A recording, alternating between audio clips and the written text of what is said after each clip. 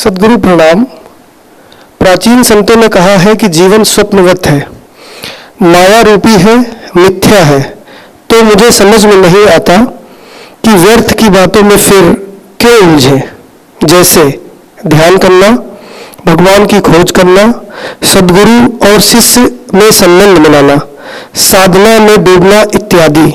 क्या यह सब सारी बातें निरर्थक नहीं है? जो संतजन कहते हैं कि जीवन स्वप्नवत है, उन्हीं से जाके पूछो। मगर याद रखना, वो संत भी स्वप्नवत हैं। पूछोगे किससे? और तुम पूछने वाले तुम खुद ही स्वप्न के पात्र हो। सद्गुरु ओशो ऐसा नहीं सिखाते। वे तो कहते हैं जीवन ही है प्रभु और न खोजना कहीं। उनकी सुप्रसिद्ध किताब का टाइटल है जीवन ही है प्रभु। जीवन असत्य नहीं है, स्वप्नवत नहीं है, माया नहीं है।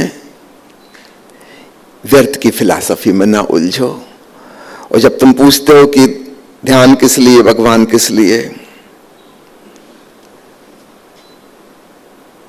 फिर धन कमाना भी छोड़ दो। धन किस लिए? और मकान किस लिए? मकान भी झूठ है, वो तो तुम ना छोड़ोगे। धन कमाना तुम ना छोड़ोगे, ध्यान छोड़ दोगे, धन नहीं। मकान न छोड़ोगे, भगवान को छोड़ दोगे। तुम कह रहे सदगुरु भी फिर असत्य हैं, शिष्यत्व भी असत्य है। फिर याद रखना, तुम्हारी पत्नी भी असत्य है, तुम पति भी उसके असत्य हो, और तुम्हारी संतान भी असत्य है। यदि किसी बात को लागू करना हो तो फिर सब पे लागू करो। तुम कह रहे साधना में क्यों उलझना व्यर्थ की बातों में? तुम वासना में उलझे हो, उस पे यह बात लागू नहीं कर रहे। कई बार औषधि भी जहर बन जाती है। ठीक बात भी गलत व्यक्ति के पास पहुंचकर बड़ी विषैली साबित होती है। जो बात तुम्हें वासना से छुड़ाने के लिए कही गई थी, तुमने उसको गलत जगह लागू कर दिया, अमृत भी जहर हो गया। जो बात तुम्हें माया मोह से मुक्त करने के लिए कही गई थी, स्वयं में प्रतिष्ठित होने के लिए, ताकि यह समझ में आए कि जो भी दृश्य है वह स्वप्नवत है, तब तुम्हारी सारी ऊर्जा स्वयं में स्थित हो जाए। यह साधना की एक विधि थी, एक उपाय था। याद रखना, कोई डिवाइस जरूरी नहीं कि यथार्थ हो। It may not be fact but it is useful. समझो एक मकान में आग लगी है, एक छोटा बच्चा भीतर रह गया, उसकी नींद खुली अभी अभी, सारे लोग निकल के बाहर भाग चुके। वो बड़ा खुश हो रहा है, उसने जिंदगी में पहली बार ऐसी आग की लपटें देखी। वो खुशी में नाच रहा है। बाहर से लोग चिल्ला रहे हैं कि बच्चे जल्दी से निकल के बाहर आ जाओ, लेकिन वो नहीं आ रहा। ऐसा दृश्य उसने कभी देखा नहीं, बड़ा मनोरंजक। उससे कितने कहो कि आग है, जल जाओगे, मर जाओगे, वो ये बातें समझते नहीं, जलना क्या होता है, मरना क्या होता है। उसके लिए शब्द कोई मीनिंग नहीं रखते। फिर तभी कोई समझदार व्यक्ति भीड़ में से आवाज लगाता है कि देखो आइसक्रीम बेचने वाला आया, खिलौना बेचने वाला आया। बच्चा भाग के बाहर आ जाता है। यद्यपि ना कोई खिलौने वाला है, ना कोई आइसक्रीम वाला है, पर बच्चे की जान बच गई। अब उसे समझा बुझा लेंगे, कल खिलौना खरीद देंगे, आइसक्रीम कल खा लेना। जान तो उसकी बच गई। यद्यपि जो कहा गया था वह झूठ था। जरूरी नहीं कि सत्य काम का हो हमेशा, और यह भी जरूरी नहीं कि झूठ व्यर्थ का हो। ज्ञानी जन के हाथ में हर बात उपयोग की हो जाती है, और अज्ञानियों के हाथ में सब चीजें दुरुपयोग वाली साबित हो जाती हैं। जिन संतों ने ऐसा कहा कि जीवन माया जैसा है, सपने सरीखा है, इसलिए ताकि तुम्हारी बहिर्मुखी ऊर्जा प्रतिक्रमण करे, प्रत्याहार करे और अपने ऊपर वापस लौटे, रिटर्निंग टू द सोर्स। यह उद्देश्य था उसके पीछे। यह बात सच नहीं है, लेकिन तुम्हें अपने केंद्र में स्थित करने में काम आ सकती थी।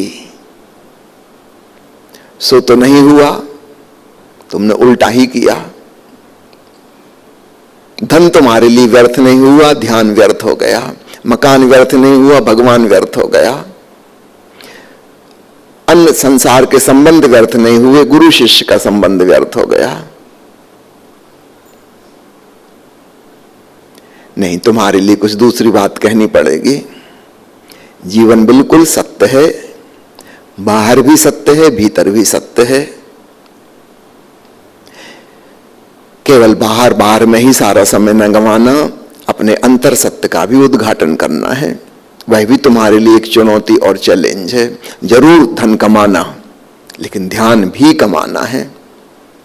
मैं तुमसे कुछ छीन नहीं रहा, तुम्हारे जीवन में कुछ जोड़ रहा हूं। जरूर अपने बाहर के संबंधों को मधुर बनाना, खूब खूब प्रेम से भरना, लेकिन प्रेम से भी ऊपर कोई संबंध है श्रद्धा का, शिष्यत्व का, समर्पण भाव का। अगर उसे नहीं जाना तो तुम बहुत महत्वपूर्ण चीज से चूक गए। प्रेम की पराकाष्ठा है श्रद्धा। मैं तुम्हारे जीवन में नया रंग भरना चाहता हूं, तुम्हारे पुराने रंग मिटाना नहीं चाहता। जरूर मकान में रहना, सुख सुविधा से रहना, लेकिन याद रखना सिर्फ सुविधा से रहने से शांति नहीं मिल जाएगी। ध्यान में, समाधि में डूबकर शांति मिलेगी। समाधि सुविधा के विपरीत नहीं है। खूब सुविधा से रहो, लेकिन अगर समाधिस्थ नहीं हुए तो तुम सुविधा का भी मजा ले नहीं पाओगे। एक अशांत व्यक्ति कितने ही वैभव में जिए, उसके भीतर ही अशांति है, बेचैनी है, परेशानी है, चिंता है। वो अनिद्रा से पीड़ित है, एप्रीहेंशन और फोबिया, भांति भांति के डर समाये हुए हैं भीतर। वो किसी चीज का आनंद ले नहीं पाएगा। सामान सब मौजूद हैं, लेकिन उपयोग करने वाला व्यथित है, परेशान है, बात कुछ बनेगी नहीं। तो जरूर सुख सुविधा के सब सामान जुटाना, पर याद रखना अगर तुम शांत नहीं हो, तुम ध्यानस्थ नहीं हो, तुम संवेदनशील नहीं हो, तो किसी चीज का मजा मिल नहीं पाएगा। स्वादिष्ट भोजन तो होंगे तुम्हारे पास, लेकिन जागरूक होकर भोजन करने की कला तुम्हें नहीं आती। वह तो ध्यानी व्यक्ति को आती है। तो मैं आपसे नहीं कहता कि सब माया है, झूठ है, क्योंकि इस चीज का बहुत दुरुपयोग हुआ। अब उस डिवाइस को छोड़ना होगा।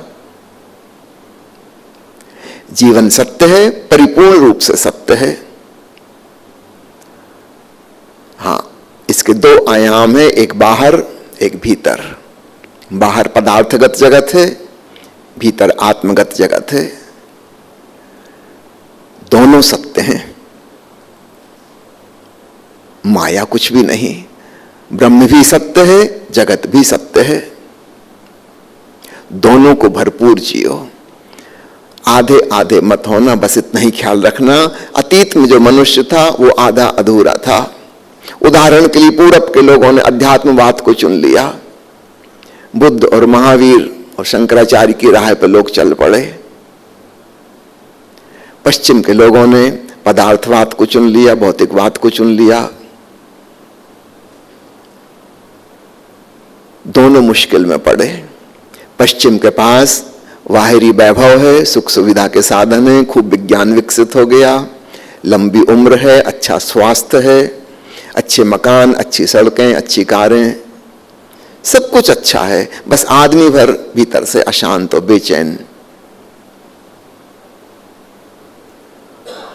फर्स्ट वर्ल्ड वार पश्चिमी मुल्कों की देन थी, सेकेंड वर्ल्ड वार पश्चिमी मुल्कों की देन थी, और थर्ड और आखिरी वर्ल्ड वार अगर होगा तो वह भी उन्हीं संपन्न देशों से उत्पन्न होगा। पूरी मनुष्य जाति को एक ग्लोबल सुसाइड, जागतिक आत्मघात की कगार पर ले आए। इसको विकास कहें कि विनाश कहें, हम महाविनाश की ओर जा रहे हैं। दूसरी तरफ पूरब के धार्मिक लोग जिन्होंने जगत को असत्य माना, फिर विकास कौन करेगा? जरूरत ही क्या है? सारे प्रतिभाशाली लोग गुफाओं में जाके जंगलों में बैठ गए। वो जो दुनिया में कुछ उद्धार करते, कुछ विकास करते, कुछ विज्ञान लाते, कुछ संपन्नता लाते, उन्होंने दुनिया ही छोड़ दी। भारत अविकसित रह गया, सब भांति पिछड़ गए, गुलाम हो गए, दीनहीन हो गए, दरिद्र हो गए।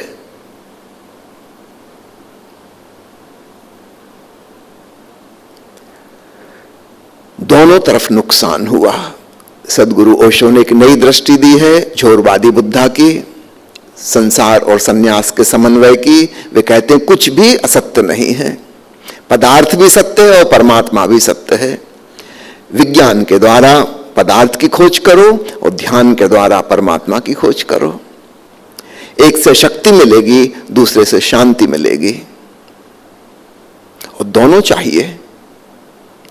पूरब के पास शांति तो है मगर शक्ति नहीं, पश्चिम के बाद शक्ति है मगर शांति नहीं।